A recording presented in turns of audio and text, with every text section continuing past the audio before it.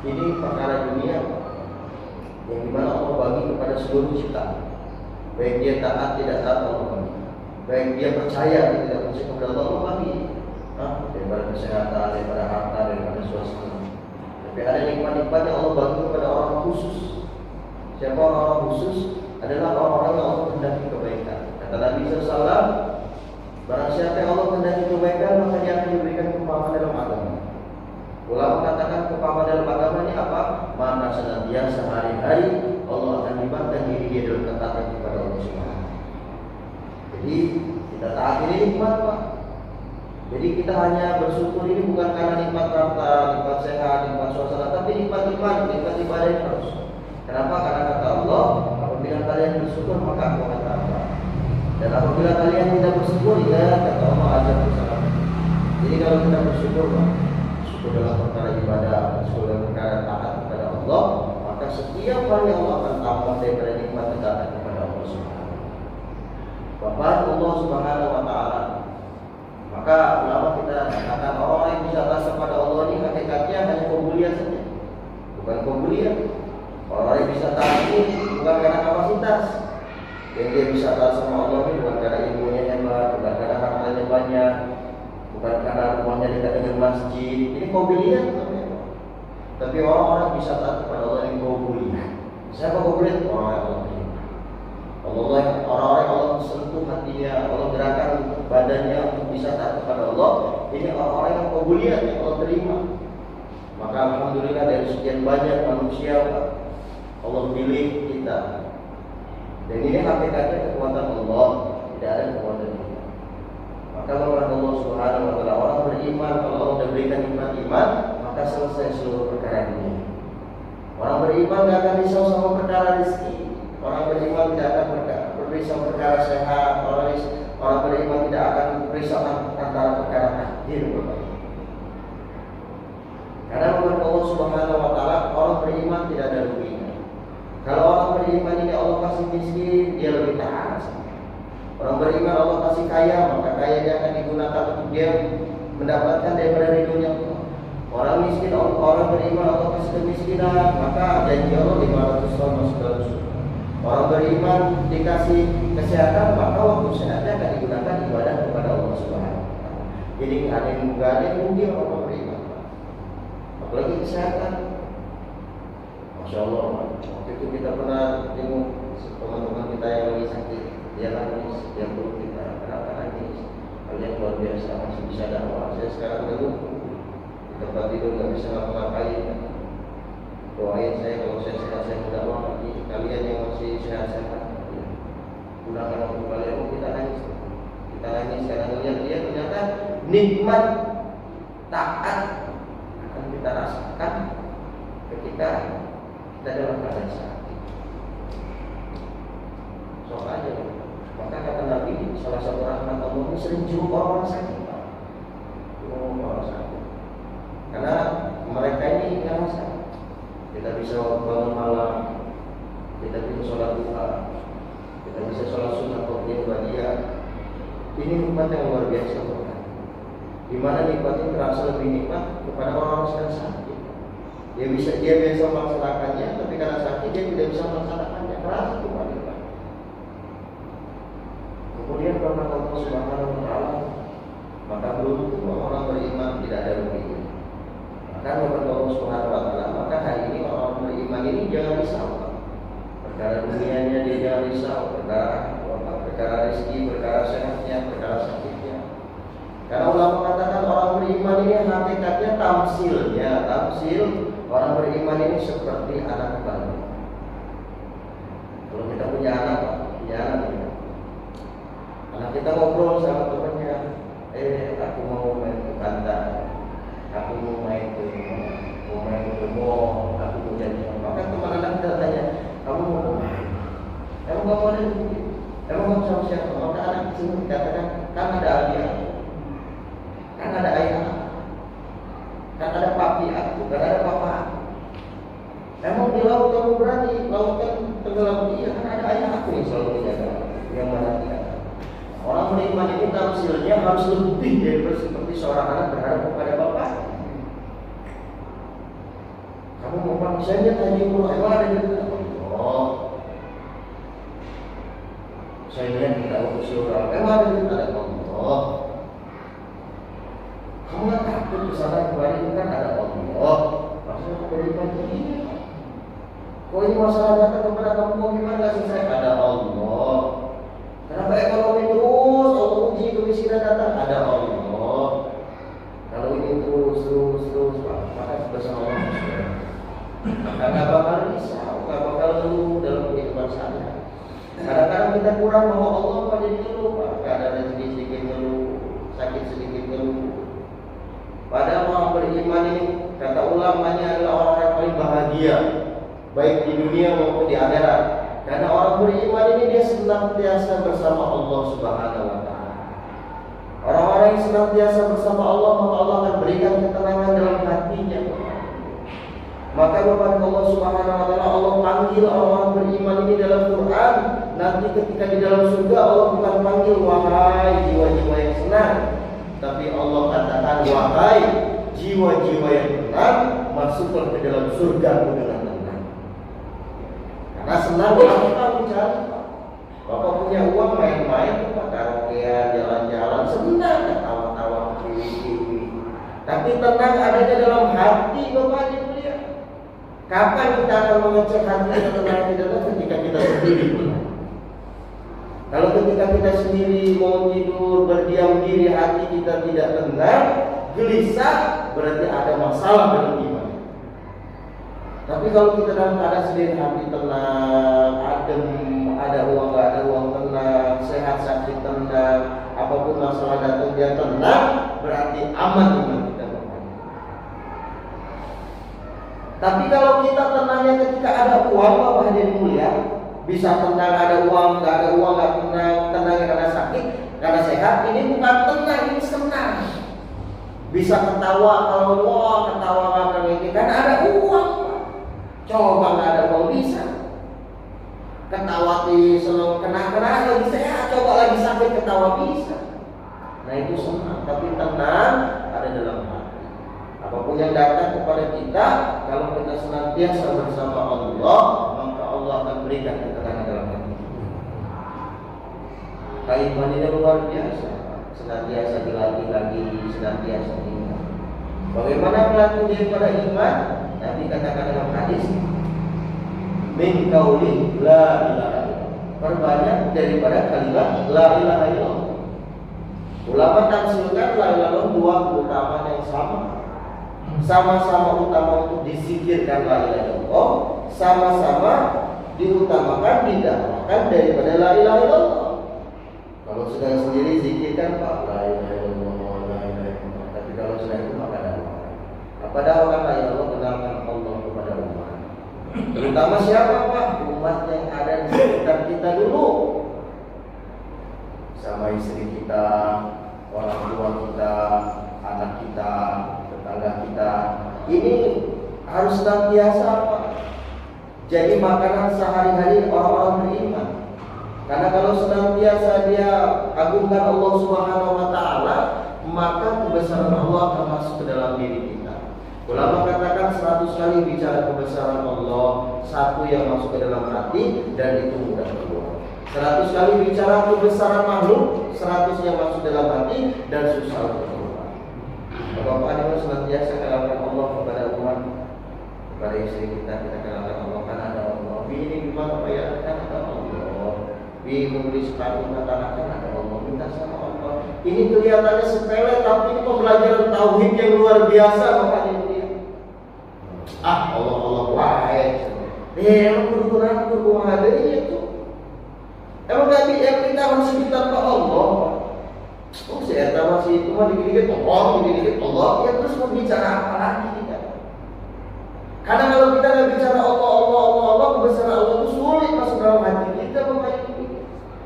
Ngobrol sama si Ustaz kata, ngobrol sama Ustaz itu mah malas, dikit-dikit Allah. Ya. Kenapa? Dia tuh sedang bicara apa Bapak Ibu? Ada masalah sedikit, ada Allah yang selesai. Walaupun segala senantiasa yang ada di dunia ini butuh yang namanya asbabiyah. Tapi hakikatnya Allah. Maka kalau ada orang tanya, emang bisa Allah turun uang 5 miliar? Bisa. Sekarang bisa. Tapi kenapa? Nah, itu terserah Allah.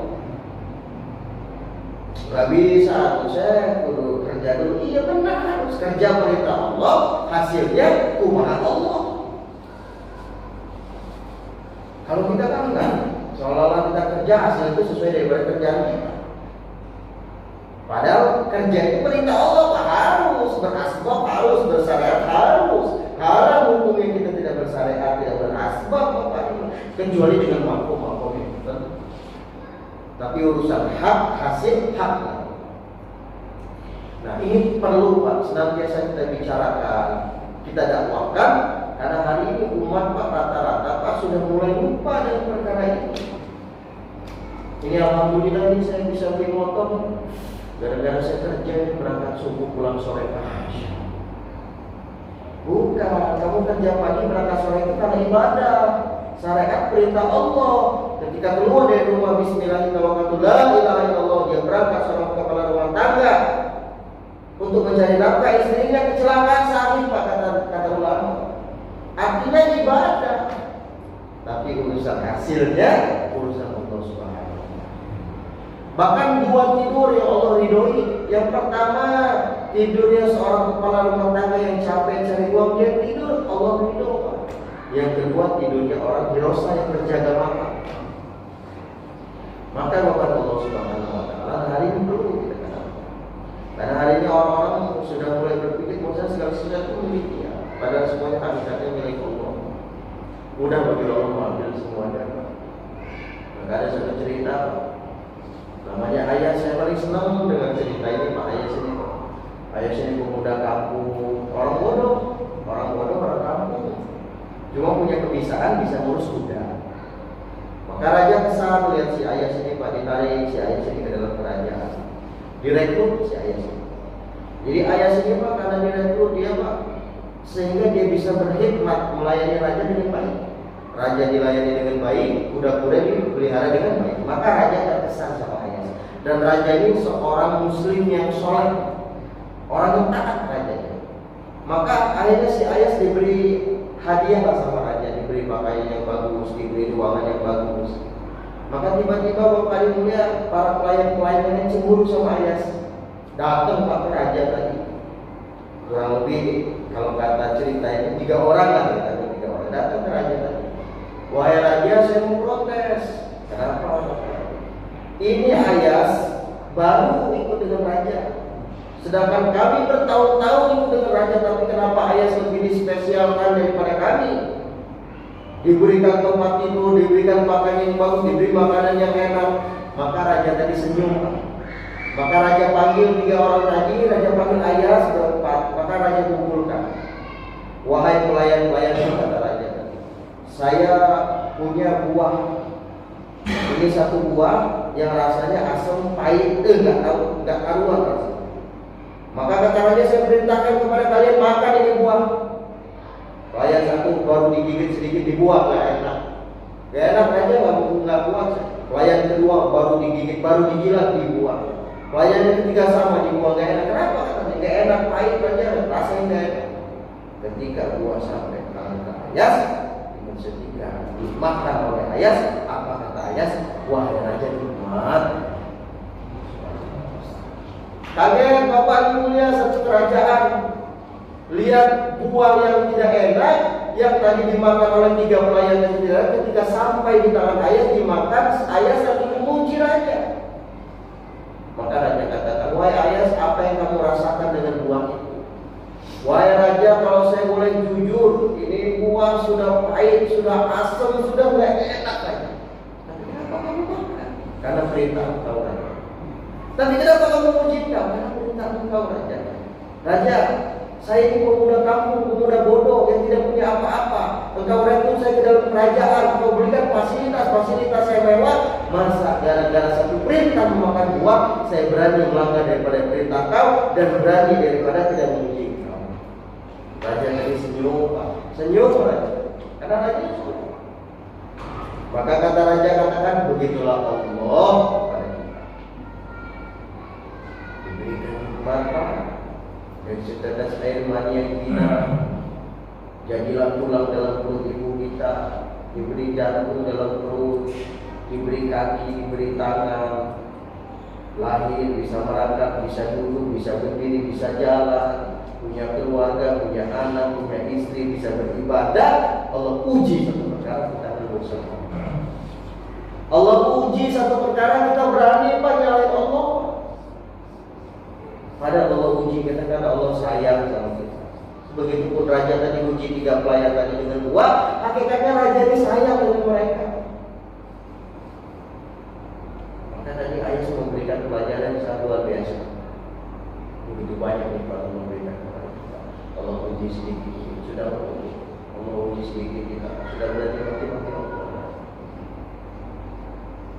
Kemudian Allah Subhanahu wa Ta'ala. Kemudian ayat ini punya satu kebiasaan, Pak, setiap malam masuk dalam ruang Baitul Mal. Keluar dari ruangan Baitul Mal nangis, keluar dari Baitul Mal nangis. Maka semua pelayan curiga, jangan-jangan ayat ini mencuri. Setelah mencuri keluar, dia menyesal. Maka dilaporkan, raja ini saya mencuriga sama ayat. Dia masuk ke dalam Baitul Mal. Dia masuk dalam Baitul Mal, keluar lagi saya curiga jadi ada apa? Maka raja perintahkan buka ruangan Baitul Mal, disaksikan oleh pelayan-pelayan tadi dan ayas. Ketika dibuka kaget, Pak. Kenapa? Ketika dibuka hanya ada cermin, baju yang rusak, cermin dan baju yang rusak. Maka raja katakan, wahai ayas, apa yang kamu lakukan tiap malam dengan ruangan Baitul Mal? Wahai raja, saya setiap malam masuk ke ruangan Baitul Mal. Saya pakai pakaian saya dulu, saya berkaca, kemudian saya mengatakan oleh cermin, wahai ayas, kamu jangan sampai kamu lupa diri dan sombong, karena kamu tahu dulu kamu seperti apa, wahai ayas. Karena ayas tidak ingin dirinya sombong. Maka raja senyum, begitupun harusnya kita kepada Allah. Kita ini dulu semua setetes air mani yang hina, yang dimana hari ini jangan akan dibayar, Pak. Kita kasih orang aja, mungkin orang bakal marah sama kita. Air mani yang hina. Apalagi dulu kita belum kenal Allah, banyak di jalan, banyak maksiat. Hari ini gara-gara pakai kami sudah mau sombong. Hari ini gara-gara sering ibadah sudah mau sombong. Padahal kita ini manusia. Yang kedua, kita ini tidak bisa apa-apa kalau bukan karena Allah. Allah berikan rezeki, Allah berikan dengan apa namanya, tubuh yang sempurna. Kadang-kadang Allah panggil, Allah bilang azan nggak benar.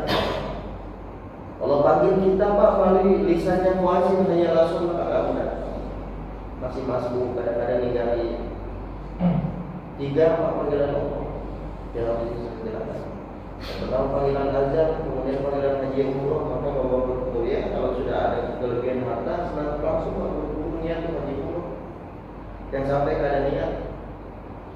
Kemudian yang ketiga adalah panggilan kedua di jalan.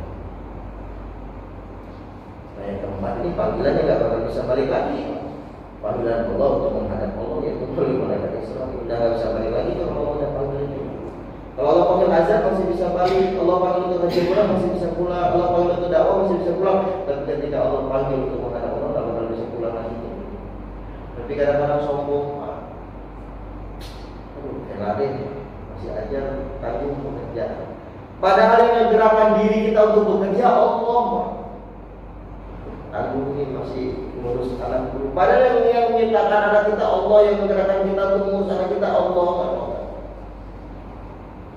Udah ada harta sedikit, harusnya niat haji, daftarkan haji umroh nggak mau. Padahal berikan harta itu Allah, Pak. Mudah Allah bagi kita. Ada panggilan dakwah untuk keluar di jalan Allah, panggilan udama nggak mau keluar, jalannya keluar. Padahal Allah, Pak, yang berikan rezeki kita, Pak.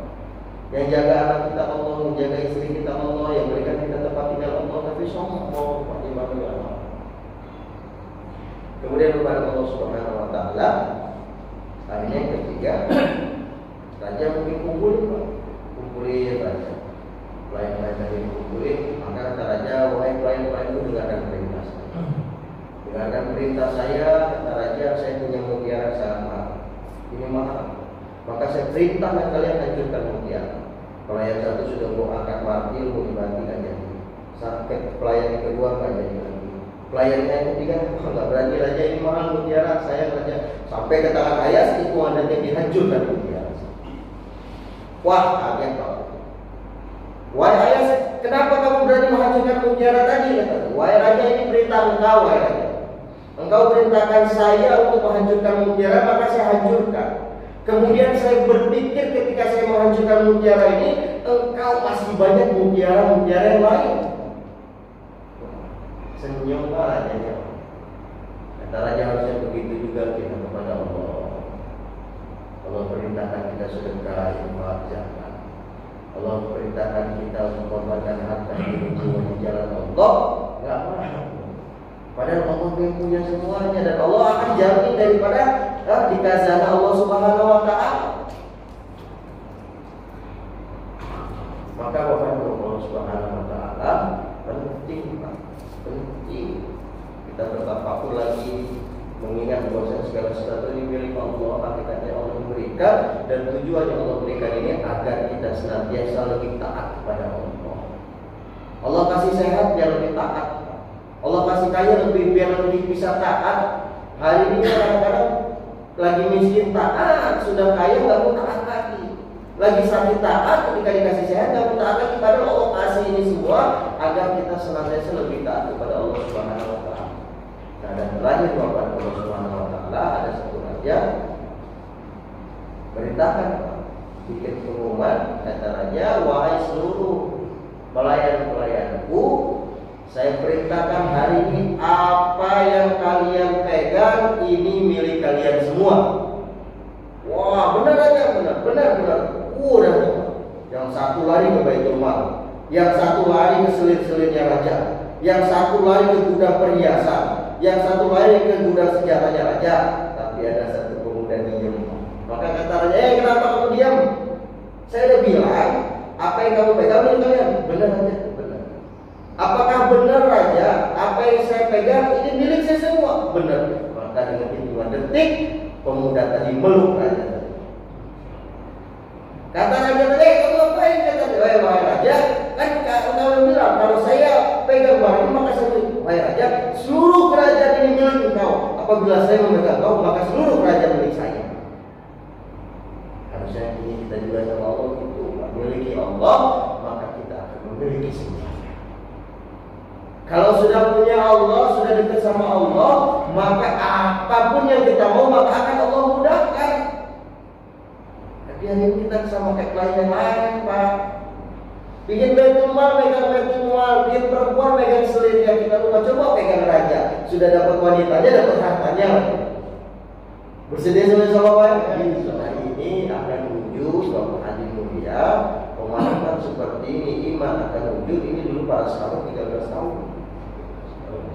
Belum turun perintah sholat.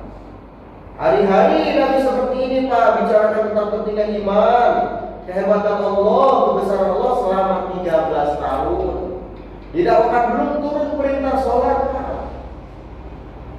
Nah, maka Bapak Allah Subhanahu wa taala hari ini kita diminta cuma 3 hari aja, enggak 13 tahun. Siapa yang saya tiga hari? Ada yang saya tiga hari? 3 hari aja belajar iman, bicara Allah, kehebatan Allah di dalam masjid. Kenapa? Karena kalau di luar, Pak, ini sulit. Wallahi demi Allah sulit. Apalagi sambil kerja. Kita mau belajar iman, bicara Allah, ini bakal sulit Pak kalau dengan dunia ini. Tapi bakal itu ketika kita fokus dalam surah Al-Tawbah, tinggalkan beberapa perkara. Bapak-bapak, istri-istrimu, anak-anakmu, tinggalkan. Kalian tinggalkan dulu untuk menyebut Allah 3 hari aja Pak. Kerasa tuh iman naik Pak. Bersedia kalau insyaAllah. Nah, kalau sudah 3 hari, jangan 3 hari, naikkan ke 40 hari. Oh, 3 hari aja nikmat, bicara Allah, dengarin Allah, bicara Allah lagi, biarkan kebesaran Allah lagi. Wah, enak. 40 hari. Udah 40 hari naik ke 40, udah 40 naik ke 40 lagi ini tambah nikmat. Yang jadi masalahnya kenapa para pekerja dakwah dia sudah biasa 40 hari, dia 3 hari itu sudah tidak dijaga. Jadi sulit Pak, karena maksudnya levelnya sudah naik. Kalau ibarat obat biasa minum paracetamol yang 500 ml itu 2 tablet, berarti 1000 ml. Diminum, insya Allah 4 jam sembuh. Kenapa? Karena yang ini biasa minum sembuh itu. tiba-tiba meriang, minumnya paracetamol yang 500 ml dibagi 4. Lama nggak sembuhnya Pak? Lama. Maka gimana biar cepat sembuh? Minum lagi 2 tablet, 1 tablet 500 ml, 2 tablet 1000 ml. Bersedia semua insyaallah. Berarti harus 4 bulan. Bersedia semua insyaallah. Siapa yang niat 4 bulan? Tanggal 23 Agustus berapa kita niatkan keluar? Niat keluar. Urusan diberangkatkan atau tidak itu urusan Allah. Yang penting saya niat sedekah. Bersedia semua insyaallah. Benar daripada Allah Subhanahu wa taala sama saya sebagai majelis subhanallah wa bihamdihi subhanallah wa bihamdihi subhanallah wa bihamdihi. Assalamualaikum warahmatullahi wabarakatuh. Anja Channel.